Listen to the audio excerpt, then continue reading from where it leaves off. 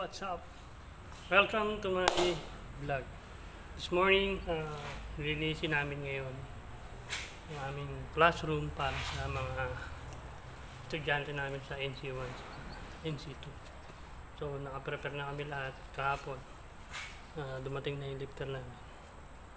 So, umulan kaya medyo marami yung pasa. Ayan. Ito po yung aming area.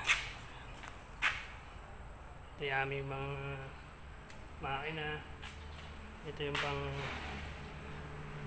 PDI. Ito yung bago namin lifter na nakakabit na. So bukas mag-start na po kami ng NC1 NC2 training course sa automotive servicing. So ito po yung mga makina.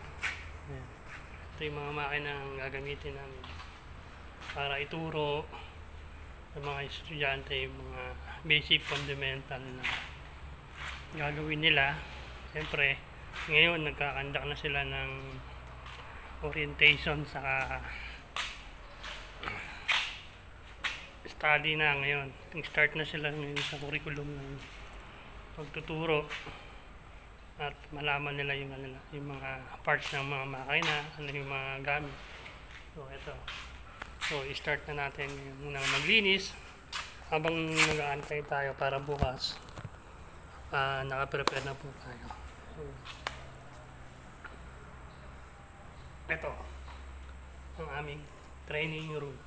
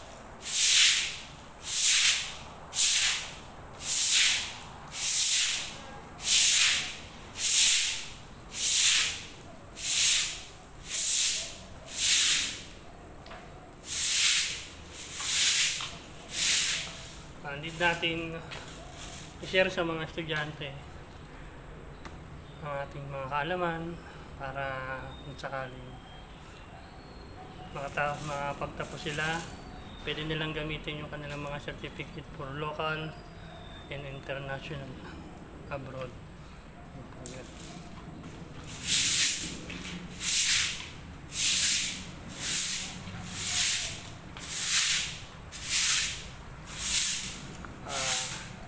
The present honor for me na yung kaalaman ko may share ko rin sa iba.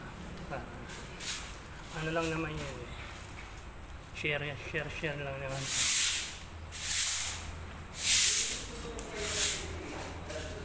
So follow nyo po ako para kasusunod na aking pagbablog. I-demonstrate naman natin kung paano kinakandak ang PDI inspection sa check ng mga preno, change oil, and more. So, good morning.